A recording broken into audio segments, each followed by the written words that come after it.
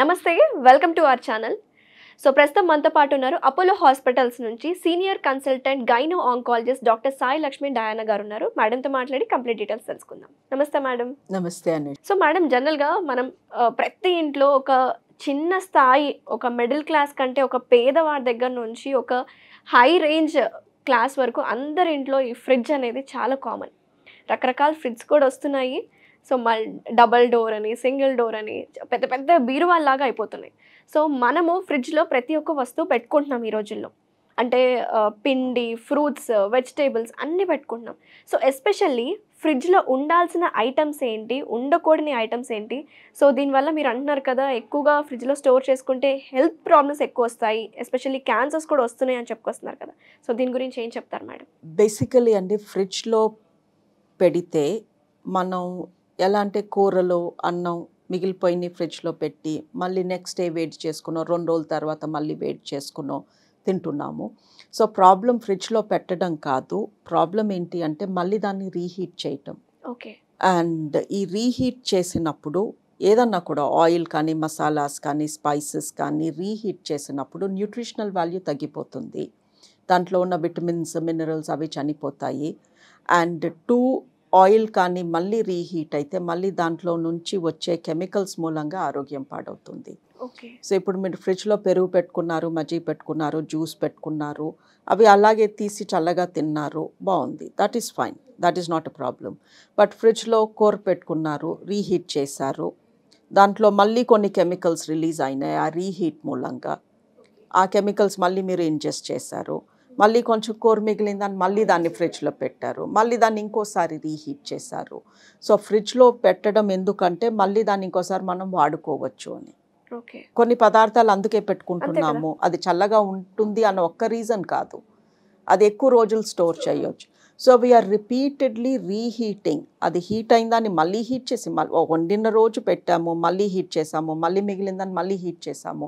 That is what is causing the health problem. Something ma'am, rice కూడా పెట్టుకుంటున్నారు కొంతమంది. Rice కూడా పెడుతున్నారు, బికాజ్ మిగిలిపోయింది పారేయటం ఎందుకు, వేస్ట్ చేయడం ఎందుకు అని. సో వాట్ వీ టెల్ అంటే, మీకు తప్పక ఫ్రిడ్జ్లో ఇప్పుడు రోజు వండుకోవడం కుదరదు, లేదా 3 రోజులకు ఒకసారి వండగలను నేను అనుకున్నప్పుడు 3 పోర్షన్స్ కింద దాన్ని ఫ్రిడ్జ్లో పెట్టి ఒకేసారి రీహీట్ చేసి అది చేసింది తినేయండి. మొత్తం రీహీట్ చేసేసి అందులో సగం తిని మళ్ళీ సగం అందులో తోసి మళ్ళీ. So stop the reheating process. మనం కొంచెం ఆలోచనతో ప్లాన్డ్గా చేస్తే, వండిన రోజు ఫ్రిడ్జ్లో పెట్టి మళ్ళీ దాన్ని ఒకేసారి రీహీట్ చేసి చేసిన రోజు మొత్తం దాన్ని వాడేసుకుని, లేదా what ever you want to do with it, దాన్ని మళ్ళీ ఫ్రిడ్జ్లో పెట్టి మళ్ళీ రీహీట్ చేయొద్దు. That is what is causing the health problems. Ideally fridge ఉన్నది చల్ల వస్తువులు, ఇంకా చల్లగా ఉండి ఎక్కువ రోజులు పాలు, పెరుగు అలాంటివి, ఐస్ క్రీమ్స్ అలాంటి వాటి కోసం. ఓకే. ఎవరు కూడా ఇలా 3 రోజులకి 10 రోజులకి ఒకసారి వండుకుని ఫ్రిడ్జ్లో తోసుకుని దాన్నే హీట్ చేస్తూ తినమని, ఐ డోంట్ థింక్ ఫ్రిడ్జ్ అందుకు తయారు చేసినట్టు కాదు. బట్ మనం అలా వాడుతున్నప్పుడు కొంచెం ఆలోచనతో రిపీటెడ్ రీహీటింగ్ అవాయిడ్ చేయటం మంచిది. ఇంకొకటి మేడం, జనరల్గా ఈ మధ్య కాలంలో అయితే ఈ పప్పులు, ఉప్పులు ఇవన్నీ ఉంటున్నాయి కదా, అవి కూడా డీప్ ఫ్రిడ్జ్లో పెట్టేస్తున్నారు. సో ఇది ఎంతవరకు కరెక్ట్ అంటారు? I don't think. ఇప్పుడు ఫ్రిడ్జ్లో మనము కొన్ని వస్తువులు చెడిపోయాక కూడా తెలియకుండా అలాగే హీట్ చేసుకొని తింటున్నాం కదా. ఎస్పెషలీ అన్నం అలా రీహీట్ చేయొద్దు అంటారు. అన్నంలో తడి ఉంటుంది కాబట్టి బ్యాక్టీరియా చాలా తొందరగా పెరిగిపోతుంది, bacteria and fungus. But fruits and vegetables freeze చేస్తే న్యూట్రిషనల్ వాల్యూ పోదు. ఓకే. బట్ అదే ఫ్రిడ్జ్లో అలా దాని లైఫ్ పెరుగుతూ ఉంటే దానిలో ఉన్న విటమిన్ అండ్ మినరల్ కంటెంట్ తగ్గిపోతుంది.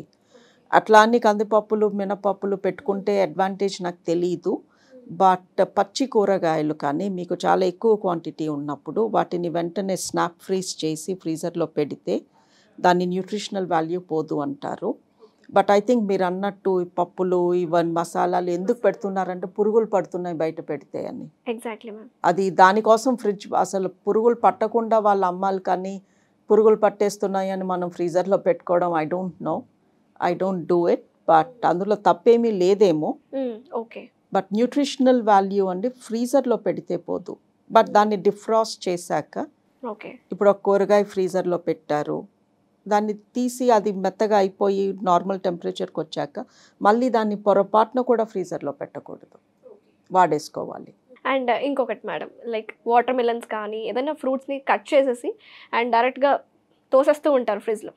సో దానివల్ల మళ్ళీ కుళ్ళిపోకుండా ఉంటుంది అని చెప్పి తోస్తారు. సో దీని గురించి మాట్లాడతాం. అగైన్ అండి, ఇప్పుడు మనం ఒక ఫ్రూట్ తింటున్నప్పుడు టేస్ట్ ఒక్కదాని కోసమే తినం కదా.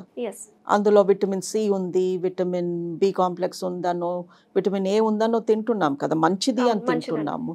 మరి అది ఫ్రిడ్జ్లో అలా దాని లైఫ్ పెరుగుతూ ఉన్నప్పుడు ఆ విటమిన్ కంటెంట్ తగ్గిపోతూ ఉంటుంది. సో దాని బదులు ఎప్పటికప్పుడు ఫ్రెష్ ఫుడ్ తింటే ఆ విటమిన్స్ మినరల్స్ మన బాడీలోకి వెళ్తాయి కదా. Yes. So prolonged life cut చేసి దాన్ని రోజుల తరబడి ఫ్రిడ్జ్లో పెడితే I don't think we are getting the benefit of the fruit. Fridge గురించి మనం దీని గురించి మాట్లాడుకుంటే మీరు క్లియర్గా చెప్పారు మేడం, ఫ్రిడ్జ్లో కొన్ని పెట్టుకోవచ్చు కొన్ని పెట్టుకోకూడదు అని. సో క్యాన్సర్ గురించి మనం మాట్లాడుకుంటే మీరు యాజ్ ఎ సీనియర్ కన్సల్టెంట్ ఆంకాలజిస్ట్గా సో క్యాన్సర్ని ప్రివెంట్ చేయాలి అంటే ఎలాంటి ఫ్రూట్స్ ఎక్కువగా కానీ ఎలాంటి వెజిటేబుల్స్ మీద మనం ఫోకస్ చేయాలంటారు? కెరటినాయిడ్స్ అంటామండి, యాంటీ ఆక్సిడెంట్స్ రిలీజ్ చేస్తాయి. ఈ యాంటీ ఆక్సిడెంట్ అనే పేరు చాలా పాపులర్ అయింది.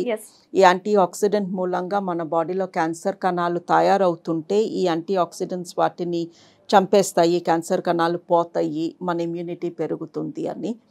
ఈ antioxidants coloured fruit and వెజ్లో ఎక్కువ ఉంటాయి.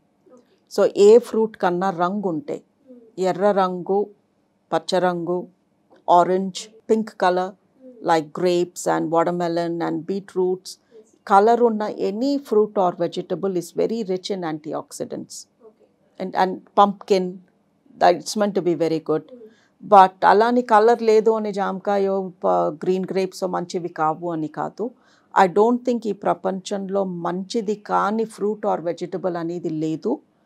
బట్ వీలైనప్పుడు కలర్ ఉన్న fruits and vegetables are meant to be better. ఎక్కువగా అవి తీసుకుంటే మంచిది అంటారు. మనకు ఒక చాయిస్ ఉంది కాబట్టి టేక్ కలర్డ్. ఆర్ పిల్లలకి పెట్టేటప్పుడు కూడా ఫ్రూట్స్ లో కలర్డ్ వి ఏమన్నా పెడుతున్నామా? Yes, they'll feel attractive also. Yes, and మన vegetables లో onion and garlic, they have lot of immunity boosting properties. Okay, ఉల్లిపాయ ఇంకా వెల్లుల్లి.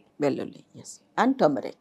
Thank you so much madam, చాలా డీటెయిల్డ్ ఇన్ఫర్మేషన్ ఇచ్చారు. అసలు ఫ్రిడ్జ్లో పెట్టకూడని వస్తువులు ఏంటి, పెట్టాల్సిన వస్తువులు ఏంటి, అండ్ యాంటీ క్యాన్సర్ ఫుడ్స్ ఏమైనా ఉన్నాయా అంటే కూడా దాని గురించి కూడా చాలా వివరంగా చెప్పినాను. Thank you so much ma'am. Thank you.